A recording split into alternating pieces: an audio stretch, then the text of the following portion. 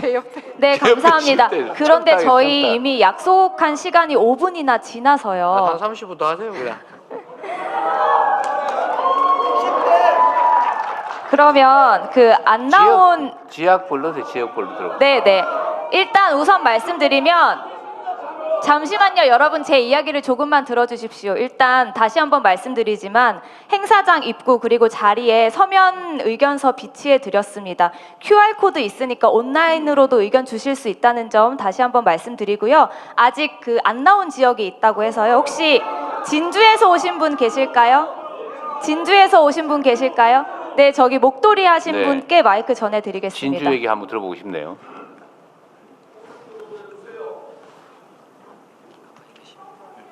예, 대통령님, 진주에서 온 이규섭이라고 합니다.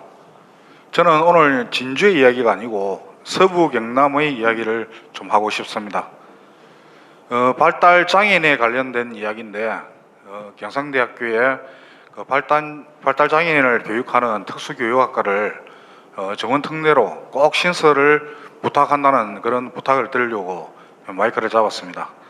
그 진주의 사립대학에서 특수교육과가 있었지만은 폐교가 되면서 아예 없어졌습니다. 다른 학과 학생들은 유사학과 경상대학교로 편입이 되었지만은 특수교육학과는 없는 관계로 인해서 다른 지역으로 다 흩어져 가지고 편입이 되었습니다. 그래서 실질적으로 서부경남에서 발달 장애인들을 교육할 수 있는 양성 체계가 완전히 무너졌습니다. 그래서 이것은 교육부에서 하는 일이지만은 정원 특례 부분은 대통령께서 좀 꼭 좀 더 신경을 쓰셔가지고 예외적 인정을 좀 할 수 있도록 그렇게 좀 부탁을 좀 드리겠습니다. 거기는 정원을 늘리면 들어올 사람은 있어요? 예, 많습니다. 지금 수요가 네, 굉장히 많이 알겠습니다. 늘어났거든요. 발달 장애인들 수가 굉장히 늘어나고 있는 추세입니다. 그럼에도 불구하고 네, 알겠습니다. 예, 지도할 수 있는 양성 교사는 없습니다. 이 김경수 위원장님, 이게 이제 우리가 지역 균형 발전 차원에서 제가 지방에 수요가 있으면 최대한 늘려주자. 학과도 정원도 학교도 뭐 중고등학교 이것도 다 늘려주자고 했는데 저희 국립대에 지금 지방은 학생이 줄어가지고 난리잖아요. 근데 수요가 있으면 확 늘리는 것도 괜찮을 것 같죠.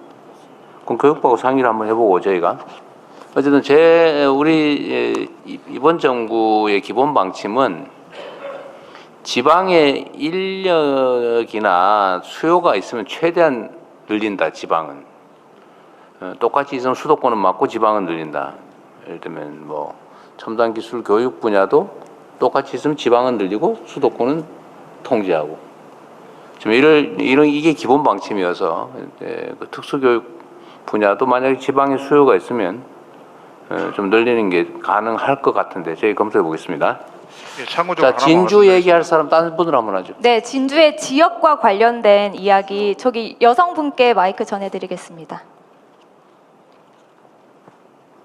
아까 똑같은 분 아니에요? 다른 분이시죠? 뒷줄에 계시구나. 질문하게 되어서 영광입니다. 저는 직업전문학교에서 23년 차 직업전문학교 선생님으로 일하고 있는 사람입니다.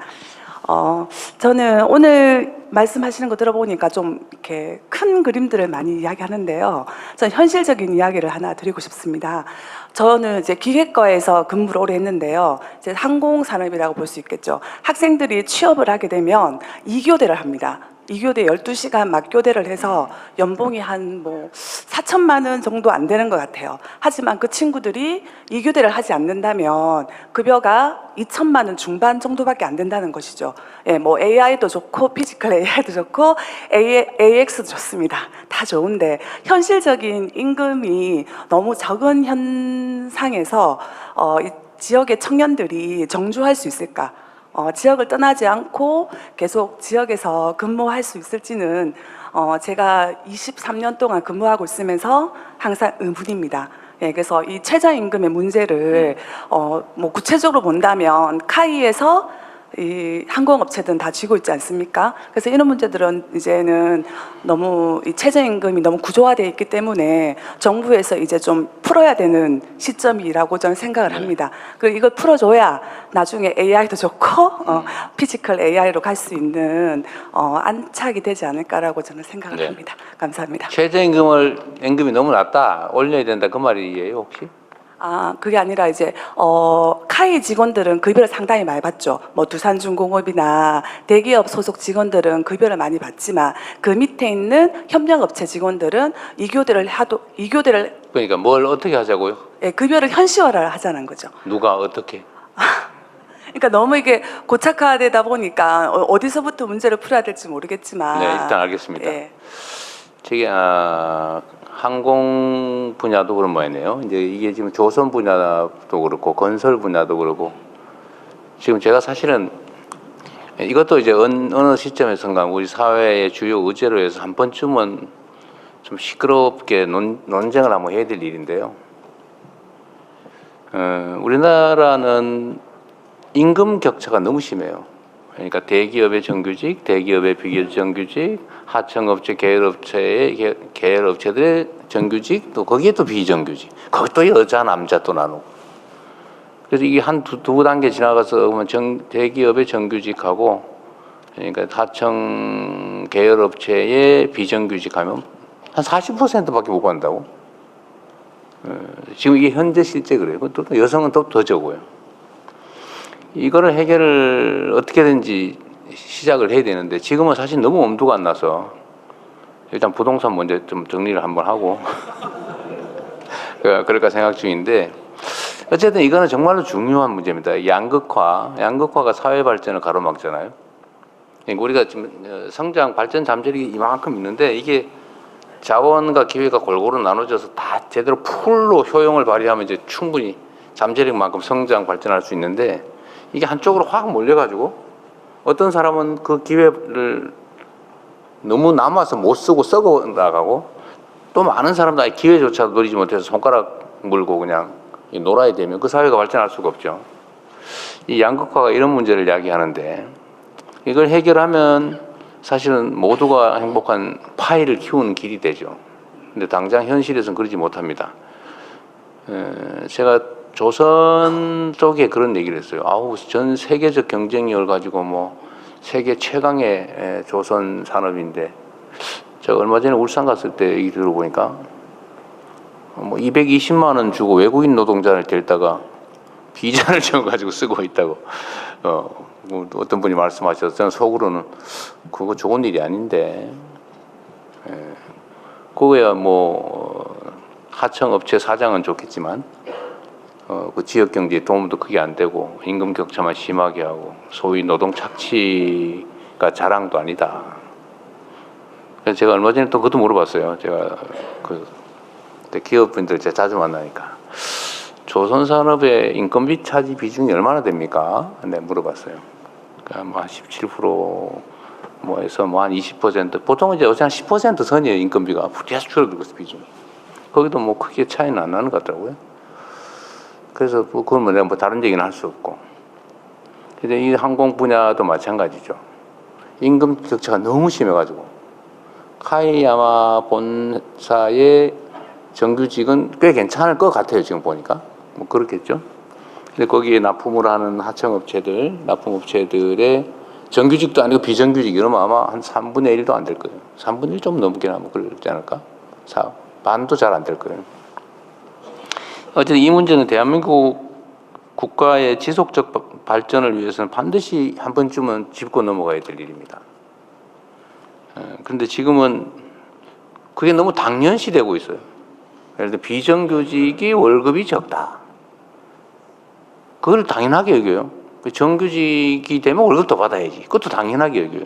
근데 사실 그게 당연하면 안 되는 거죠. 제가 보기에는. 똑같은 조건에서 똑같은 일을 하고 똑같은 효율을 낸다면 안정성이 떨어지는 데다 보수를 더 많이 주는 게 형평에 맞지 않습니까? 그래서 우리가 호주 같은데 여름방학에 가서 알바하면은 그 정규직보다 더 많이 준다는 거잖아요. 왜냐하면 불안정하게 단기간 일을 하기 때문에 더 많은 보수를 주는 게 맞죠. 근데 우리는 반대예요. 알바일수록 더 적어요. 네, 이게 사실은 우리 사회 발전 잠재력을 갉아먹고 있죠. 쉽지 않은 문제이긴 합니다. 그리고 정부가 그럼 어떻게 할 수 있냐? 최저임금을 올리면 해결이 되냐? 꼭 그렇지도 않아요. 최저임금 올리면 저항이 엄청나고 또 고용주들 입장에서는 최저임금이 올라가면 부담이 너무 커서 사회적으로 심각한 문제가 됩니다. 그리고 우리가 착각하는 게 하나 있는데 최저임금하고 적정임금은 달라요. 최저임금만 줘도 된다는 게 아니고 최저임금 밑으로 주면 안 된다예요. 그 최저선을 정한 거예요. 그것만 주면 된다가 아니라고요. 근데 우리는 어느 순간에 최저임금 그것만 주면 돼 라고 생각하게 됐어요. 그래서 정부에서도 전부 그러고 있더라고요. 근데 보니까 정부에서도 다 최저임금으로 고용을 해요. 얼마 전에 그 우리 강원식 실장이 막 그 회의하면서 화내던 것도 있던데 365일에서 364일을 일을 시키고 퇴직금을 안 주고 있더라고요. 창원이야? 창원에서 그랬어요? 아, 그래서 뭐 아니 그 말이 되냐? 대통령이 안 그래도 물론 그 제가 보기엔 계약은 그 이전에 한 것 같아요. 1년 지난 다음에 생긴 문제니까. 그렇게 하지 마라. 11개월 계약하고 퇴직금 안 주려고 내쫓았다가 2달 후에 다시 고용하고 또 정규직 안 만들려고 1년 11개월 심지어 1년 11개월 29일만 시키고 이게 뭐 하는 거냐? 국가가 모범적인 사용자가 돼야지. 적정임금을 줘야지 최저임금만 주면 되겠냐? 근데 전국이 다 그러고 있어요. 그래서 제가 일단 방침은 정부는 앞으로 공공부문에서도 그렇고 고용할 때 적정임금을 준다. 네. 충분한 임금은 못 주더라도 최저임금이 아니라 적정임금을 준다. 그리고 기간이 짧고 불안정할수록 더 많이 준다.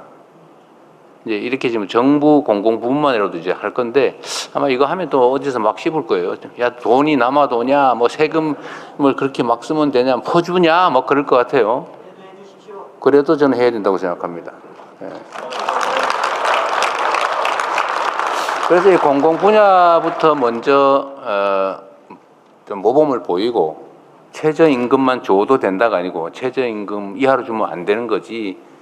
그건 최저 기준이지 적정 기준이 아니다라고 해서 사회가 모두 또 공감하고 이런 식으로 좀 제도적으로 해결할 텐데 강제할 방법은 없어요. 그러니까 그럼 어떻게 해결하냐? 실제로 실용 가능한 방법이 뭐냐?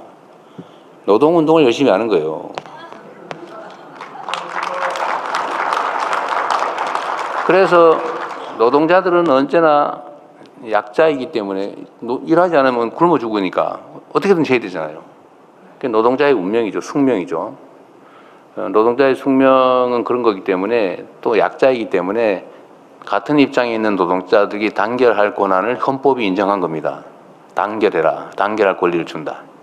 그리고 집단적으로 단체로 교섭할 권리도 준다. 헌법에서. 단체 교섭. 그리고 안 되면 집단 행동할 권리를 준다. 단체 행동권. 이거 헌법이 정한 겁니다. 그래서 노동자들이 단결을 해서 조직률도 올리고 이렇게 정당하게 헌법이 부여한 권리를 행사해서 이렇게 힘을 모아야 전체적으로 노동자들의 지위가 올라가고 사용자와 힘의 균형이 맞게 돼서 정당한 임금을 받을 수 있는 거예요. 결국 그것도 역시 누가 해야 된다? 국민들이 해야 되는 거죠.